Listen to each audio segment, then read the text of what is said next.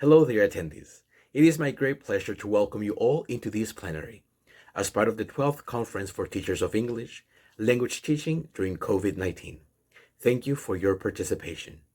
Today, I have the honor to introduce Dr. Carol Severino from the University of Iowa. She directs the University of Iowa Writing Center and the Writing Fellows Program and teaches courses that explore the relationships between writing, language background, culture, and pedagogy. Also, the focus of research with the Writing Center research team, she collects data in the Writing Center in order to examine issues in language writing. Most of this work has been published in the Writing Center journal. She's an editorial board member of the Journal of Second Language Writing and reviews for many other writing studies and language journals. She also teaches travel writing and likes to write creatively about travel and family in English and Spanish. She recently has published her travel writing in a way, experiments in travel and telling and in Magazine literary journal. With no further ado, please enjoy the plenary, Writing to Learn Language, a diary self-study of an ESL teacher writing journalistic Spanish.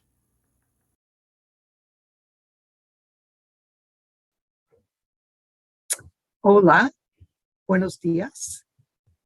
I'm Carol Severino from the University of Iowa, and I'm honored to present at this 12th Conferencia de Inglés in Honduras 2021. And I would like to thank Gloria Ulloa for inviting me. And I hope you were nice and warm in Honduras. It's not warm here in Iowa, where I am in the United States.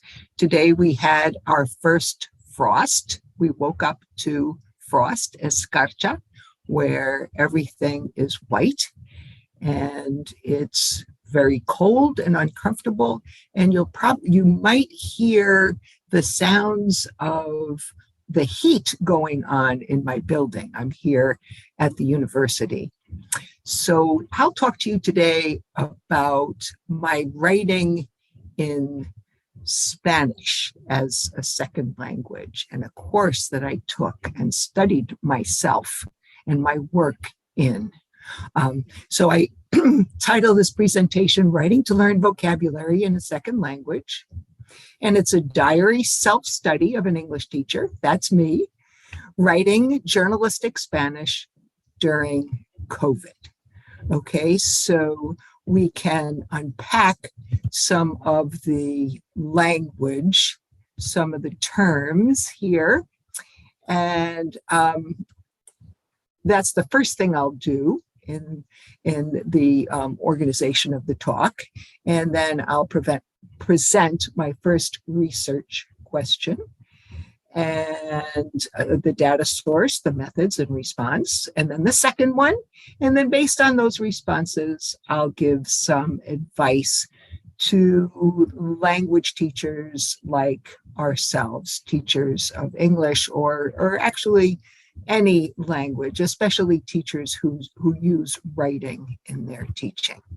So let's look at the key words in the title. First, diary self-study. What's that? Journalistic writing in Spanish. What's that? Writing to learn second language vocabulary. Why that? And then last but not least, COVID. Well, we all know what that is, but what stages of COVID are we talking about, and what were its effects, especially on learning? So what is a diary self-study? Well, I'll explain sort of in a storytelling mode. I studied my experience as a Spanish learner in a college course at my U.S. university. And the course was called Journalistic Writing in Spanish, Periodismo, right? Taught by a journalist and novelist from El Salvador. I will call Hernan, it's a pseudonym. I had taken 3 other courses with him previously in creative writing in Spanish. And in this course, I kept a learning diary or journal, we could call it, of my course experience. And language learning journal self-studies are examples of a research method called narrative inquiry, based on storytelling. And these studies often provide insights into the socio-affective aspects of language learning. About once or twice a week, I wrote in my journal about what happened in class, how I participated, and what I thought and felt about it. And this study follows in the tradition of other applied linguists' diary studies. They're actually fairly common, and it was started by Kathleen Bailey and pursued by people like Chris Casanave and Andrew Cohen. After the course ended, I read and reread and color-coded my journal, which was 15,000 words for themes to help me construct and respond to research questions. So what is journalistic writing in Spanish? Well, it's, periodismo. It focuses on learning about and producing the genres of journalism, los géneros, news stories, interviews, profiles, chronicles, opinion pieces, and reportaje, right? Reportage. We met over Zoom in this course twice a week for 75 minutes each session for 15 weeks in the spring of 2021. So just this year, about six or 7 months ago, although it seems like a long time ago. Time moves very strangely during COVID. And the course had 17 students, including 6 heritage speakers of Spanish, sort of like native speakers of Spanish, but with a lot of time in the US, so their Spanish gets influenced by English, inevitably. They were enrolled in the class, and then me as an auditor. I was auditing the course during my research leave. I did all the work the students did and attended every class. I took every quiz and test, and Hernan graded me according to the same standards as the other students. The course focused on crime and corruption in Latin America, or at least the journalism about crime and corruption in Latin America, especially on narco and human trafficking and on violence that comes with that. Some of it targeting journalists themselves. So this content was disturbing and traumatic to the students and me, but certainly not as traumatic as living with it, the reality of it every day. So yeah, here's an example of what we studied: competition between cartels and the resulting violence. What did we do in this course? Well, we wrote 15 assignments in the course. Oh, here we go. What did we do in the course? 15 assignments. And we did 5 of them outside of class, and they focused on the 5 of the journalistic genres. The interview, and for that, I interviewed my Spanish writing tutor, who is a published novelist and memoirist. And then we did a profile, and I chose to profile my husband. And then we did a crónica, a chronicle. It's in chronological order. And I chronicled the worst day of my life. We did an editorial, and we all had to do the same topic. It was on protecting Latin American cane workers. And then we did a reportaje, and I chose Biden's plan for Central America. But we also did 10 informal in-class writings in an online quiz format that I'll discuss more later. We wrote about our expectations for the course, the qualities of a digital journalist, about 5 news articles, about the relationship between Cuba and the US, about an interview with John Lee Anderson, who's a famous American journalist who has lived a lot in Latin America and has interviewed all the famous Latin American writers and leaders, Gabriel Garcia Marquez, Hugo Chavez, Fidel Castro. Fantastic work he does. We wrote about an interview with a Mexican novelist, Fernanda Melchor, who writes about horror and violence. We wrote about an article on narco trafficking massacre. We wrote our own chronicle about how COVID has affected us. We wrote about an article called My Weekend with Pablo Escobar, very scary. And we wrote our own column about the university taking our spring break away from us. And we wrote our own blog about our favorite TV show. Okay, and next, what is writing to learn a second language, which is, a key topic here.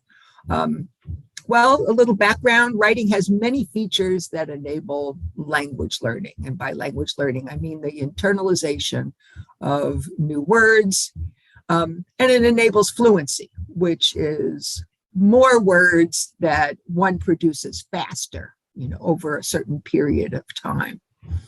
So what are these features? Writing leaves a permanent graphic record, which prompts the writer to read, reflect on, and continue writing, to keep on going, right? Writing thus provides a form of self-feedback. The pace of writing is self-controlled. Writing gives the gift of time, unlike speaking. Writers can use dictionaries and other resources to confirm or change their word choices, thereby enabling language learning.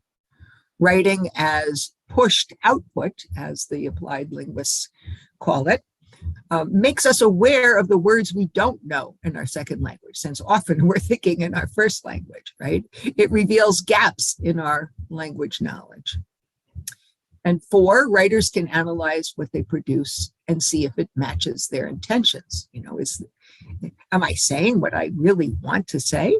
If not, they can upgrade and refine it.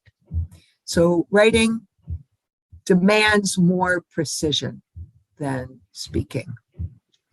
And why am I focusing on vocabulary rather than language in general? Well, here are some reasons. As both a language researcher and a language learner, I'm more interested in vocabulary than in grammar or syntax. I've done case study research about vocabulary learning through ESL, reading and writing.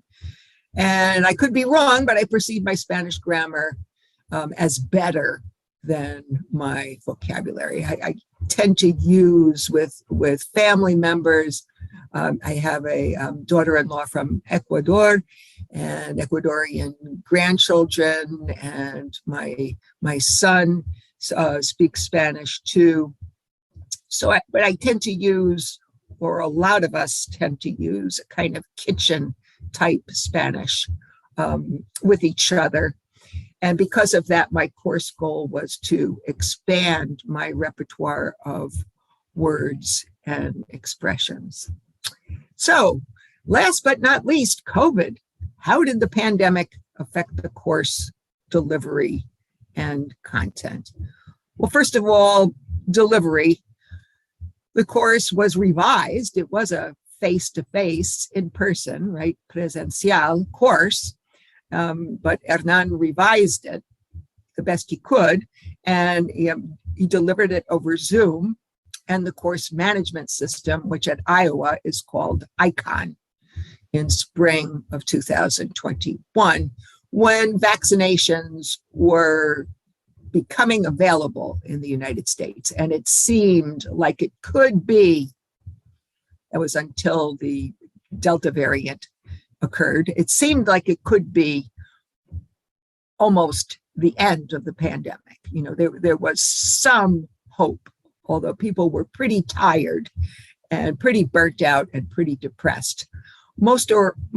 Part or all of most university courses had previously, the previous 2 semesters, been on Zoom or ICON only as asynchronous courses where you never see a face, right? It's a very lonely experience, the asynchronous experience. Okay, so the challenge was that the students and teacher had some familiarity with Zoom and Icon, but not total control of all its features and functions, which sometimes caused stress. And in my case, I had learned to function okay on Icon as a teacher, but had never used it as a student, especially as a, as an undergraduate student. In particular, the timed quiz format for both the 8 multiple choice or true and false quizzes and the 10 informal writings was unfamiliar to me. And small group discussions, instead of occurring in the corner of a classroom, would occur in breakout rooms, which some of you may be familiar with if you use Zoom. And these breakout rooms were very frequent in our course. Almost every class period, I would say 26 of the 29 class periods, we spent a third of the 75 minutes in small group discussion in a breakout room, usually by ourselves, although the teacher would pop in. But sometimes these discussions were dysfunctional when students weren't as prepared as they should have been, or if they were shy about using their Spanish. And this kind of caused a role conflict between myself as a teacher and myself as a student. In terms of content, COVID really affected the content. We often read about it. We wrote about it. We read about COVID and migration. We wrote our own COVID chronicles, and students for their genre assignments often chose COVID topics, masks, vaccinations, and indirectly, COVID caused a lot of stress. When students wrote about their opinion column on not having a spring break, they revealed high stress and anxiety and depression levels from having so much online coursework, some of it asynchronous. Also timed quizzes and writing, especially submitting writing. So a lot of times we weren't sure how to submit it, or the quiz would close. That would often be stressful. So the themes I found in my learning journal that I color coded, each one of these was a different color. My conflicting roles as an English teacher versus a Spanish student, my anxiety about course technology, quiz format, and submitting writing, especially breakout sessions on Zoom, other class activities, my writing, my language use and learning through writing, reading, videos, class discussion, and quiz preparation, the journalistic genres themselves, which were sometimes frustrating because they seemed very strict when Hernan would give us PowerPoints on their features and characteristics.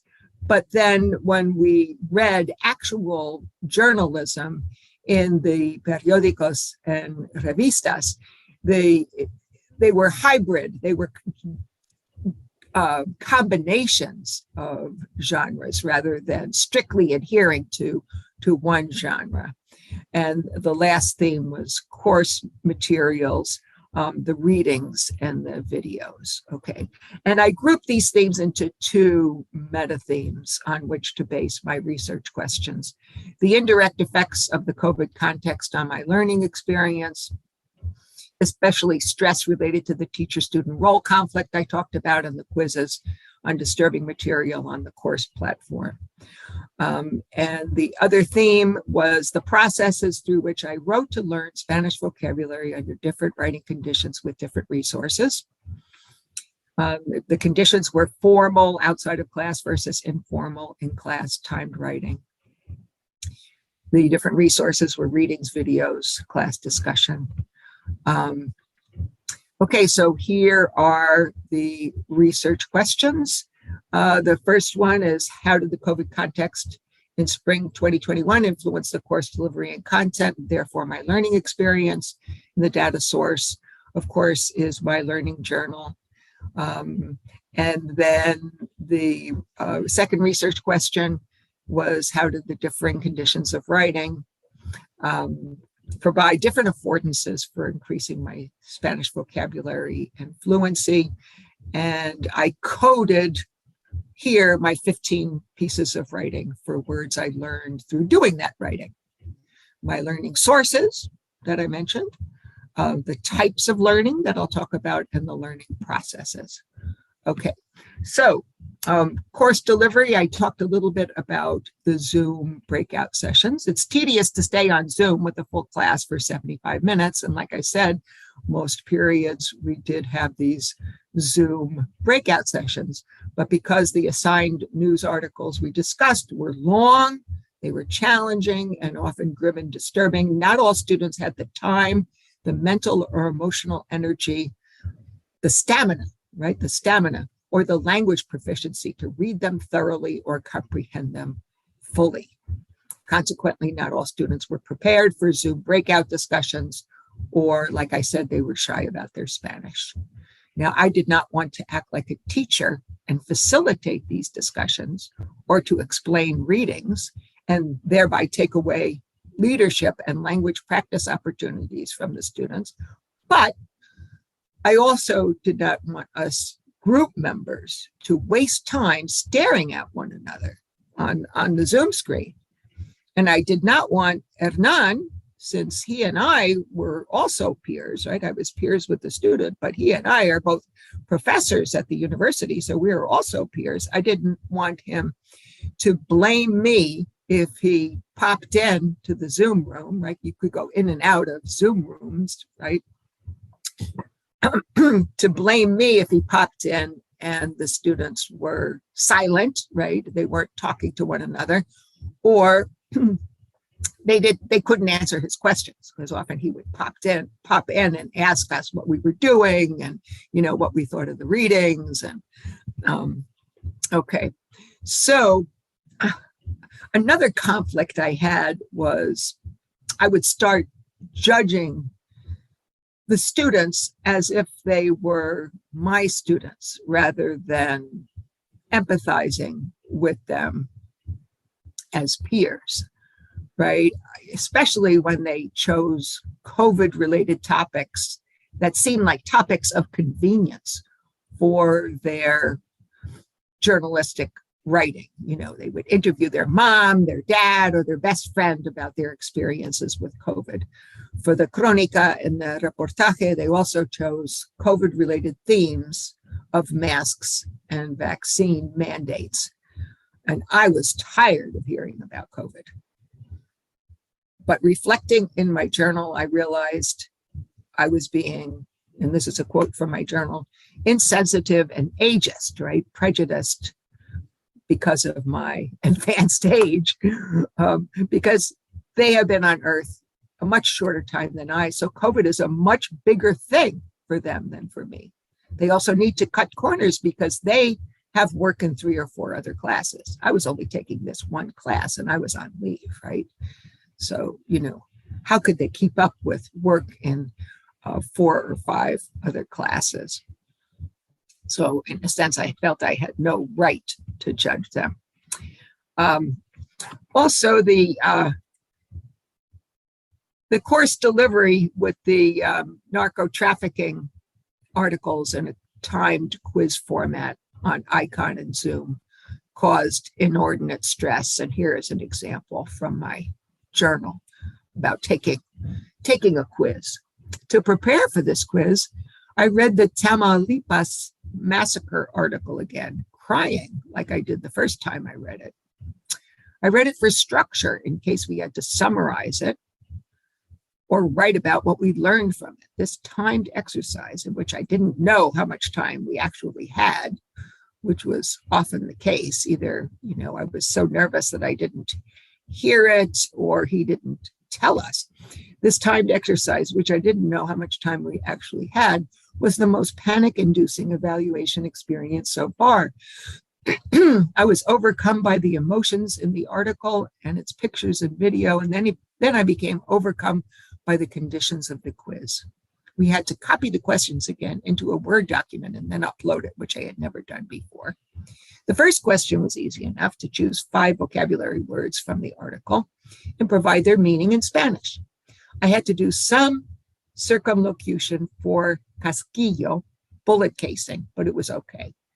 Summarizing the story is where I overwhelmed myself, since I remembered the names of the victims of the massacre whose stories were being told, and many details about their lives and the names of the cartels responsible for their and other migrants' death. I did a cursory, frenzied proofreading and corrected a few errors, but I didn't know when the quiz would shut down, and even feared that I had become untethered or disconnected from Zoom land somehow, and that the quiz was over, and that Hernan and all the students had resumed class. Okay, so the second research question has to do with the writing itself. So how did the differing conditions for writing? I'm going to take a drink here, getting hoarse. Outside of class formal writing versus in-class timed informal writing, the 7 different genres, the availability of feedback on occasion, provide different affordances for increasing my Spanish vocabulary and fluency. Okay, and I said the data source and method, coding and counting, vocabulary learning sources, learning types, and learning processes for 114 learned words and expressions I identified in my 15 pieces of writing, and any associations between them. The sources I coded, readings, videos, and my go-to source, which I really recommend, wordreference.com. It's an electronic dictionary. Written feedback, which I got from a retired Spanish professor friend, tutor approval from my Spanish Writing Center tutor, usually oral feedback, and classroom discourse and quiz preparation. So classroom discourse, I learned words from my fellow students, especially the native speakers, but some of the non-native speakers were pretty good too. And from the teacher, of course, and from preparing for the quiz.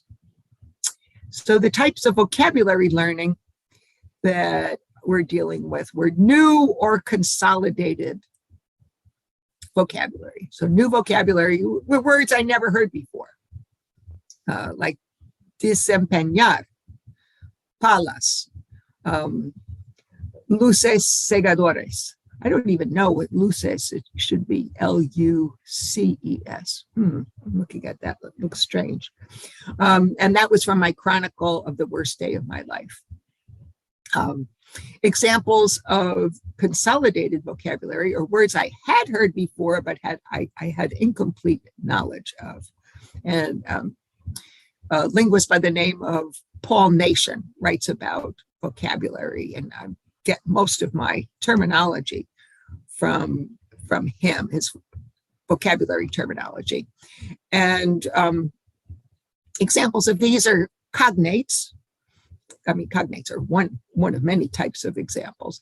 Cognates such as trayectoria, contracultura, distópico, inmensa, and these were from my interview of my Spanish writing tutor. Types of vocabulary learning process I got from the literature on output, or writing to learn language. In particular, a book by Rosa Manchón. It's a collection of articles on writing to learn language. So there's noticing and filling a gap. So these would be words I know in English, because I'm usually thinking in English, but not in Spanish, and must look up. Okay, the example were the words I talked about above, palas, segadoras. Confirming or disconfirming a hypothesis, checking the dictionary to see if my guess about the spelling or the form of the word is correct. Demora, enfatizar, calvario, rehusar, from my chronicle. And producing and writing a form from receptive or partially learned vocabulary, usually from a reading or a video. So converting it from receptive to productive. And examples from my editorial were jornaleros, cañaveral, hipertensión, the editorial about the cane workers. So learning processes from written feedback, a word I had used incorrectly, I learned how to use it correctly. I should have used cursos, but I had used clases, enseñar clases, but my friend recommended impartir cursos. Findings from the Writing to Learn vocabulary analysis is that the writing conditions, right, the task, the genre, in class, outside of class, timed or not, whether feedback was available, affected the sources I used to learn those 114 vocabulary words, and affected how I used those sources to learn, the type and process. So outside of class, formal genre writing, those 5 tasks, 5,000 words, provided these affordances. We had time, right? Hernan gave us a week or a weekend, a long weekend, and I could look up words to fill gaps, to confirm or disconfirm hypothesis. I could obtain written or oral feedback. On the other hand, in-class informal writing had its advantages, but also its disadvantages. It didn't produce as many words, even though there were 10 tasks, right? And I couldn't look up the words because there wasn't enough time. These were timed tasks. I guess I could have, but then I wouldn't have been writing as much. And I really wanted to write a lot to do justice to this journalism that we were writing about. And I usually wrote 2 to 3 times more than the minimum that Hernan specified. But of course, I made more errors because I didn't have resources or the time to proofread. But this was like fast, intense, we call it lexical retrieval, right? Finding the words, a type of free writing to build fluency. And in this writing, I only used 19 new or consolidated words as opposed to 95 in my at home or outside of class 5 genre writings. But some scholars actually consider fluency or lexical retrieval a measure of vocabulary development also, because you're kind of consolidating by retrieving them and by retrieving them quickly. What sources, processes, and types were used the most, and how were they associated with one another? What were the relationships? So coincidentally, of the 114 words learned, there were equal numbers of new and consolidated words, 57 of each. My most common source of learning, no surprise, was wordreference.com. I found 60 words there, including 29 cognates. I'm, very into cognates, being so English dominant, right? The second most used source was course readings.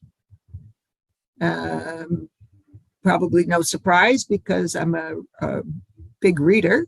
Video was the least used source, perhaps because listening is my weakest skill, and I live in El Campo, where the internet is pretty bad. So my videos were sometimes, not loading properly and were buffering. And my most common learning process was conversion from receptive to productive knowledge, clearly associated with readings, again, as a source. And filling a noticed gap was second, clearly associated with wordreference.com. And I problematized in the article that this talk is based on, I problematized the idea of learning these words. What is learning? How do I know I learn these words? Is my Is it done? Am I going to forget them? So if I took a closed test, one of those fill in the blanks tests, would I be able to use these words accurately, right? And I think there's a greater probability I would accurately remember and use words that were recycled through multiple sources. If I heard and read them in, a number of resources, word reference, reading, from the video, from the class discussion, from the quizzes, from the written feedback. Or there's a greater probability I would remember words belonging to the powerful course content, right? A word that I looked up, heartbreaking, right? These stories were heartbreaking, desgarrador. They were blood-chilling, escalofriante. They were about extortion, extorsionar. The theme of the whole course was impunity of the people involved, impunidad, right? So it could be, I suggest in the article, that consolidating the learning of second language vocabulary is a lifelong process, like writing itself has been depicted. So now we come to the last part, which is advice for world language teachers based on my experience in the course. So it's good to vary the type of task, to provide students with different kinds of language learning opportunities. So one for vocabulary and one for fluency, right? Formal at-home writing tests to encourage learners to use new words and consolidate their learning of partially learned words from readings and dictionaries. They can underline these words in their writing and keep a log of them, right? Their own sort of diary, right? And you could balance the formal writing with low stakes in class informal tasks. So students practice retrieving, right, already acquired structures to build fluency. And I recommend either time or evaluated formal writing, but not both, as it could cause undue stress. Repeat and recycle new terms and language through different modalities: readings, videos, class discussions, PowerPoints, writing. Schedule in-class informal writing exercises after class discussions when ideas and language are fresh in students' minds and can be consolidated. Provide teacher feedback and do peer workshopping during the drafting stages rather than on finished drafts when it's too late, to use that feedback to improve the text. And point out to students all the affordances of writing that I mentioned, that it leaves a graphic record, right? It's like self-feedback. And then do your own writing assignments that you assign, and you'll see what the different cognitive steps are, and you'll experience what your students do, right? Including the stress, right? So professional development advice for world language teachers: take a course, a language learning course yourself, or a writing course yourself. Spend part of your summer or sabbatical taking a course in a language you don't know well, your third or fourth language, or a course focusing on writing in a second language you already know. Keep a journal on what you experience and learn about language learning and teaching and how you can apply it to your own classroom and to empathizing with and understanding your students more.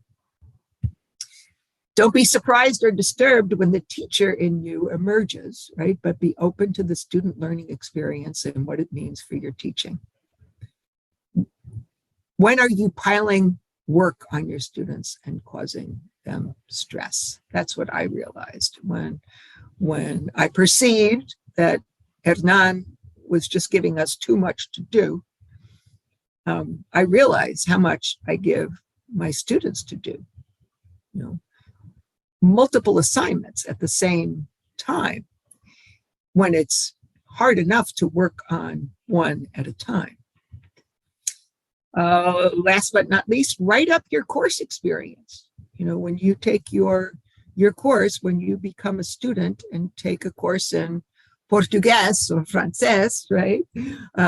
Italiano, and write in that course, maybe if you just do a language course that doesn't involve much writing, invariably it's going to involve writing.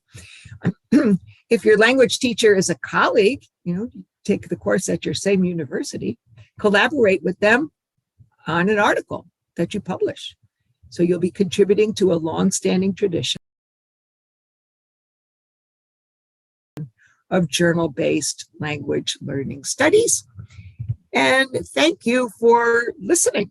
I really appreciate the opportunity to share my experience with you, and happy Writing to Learn language to you.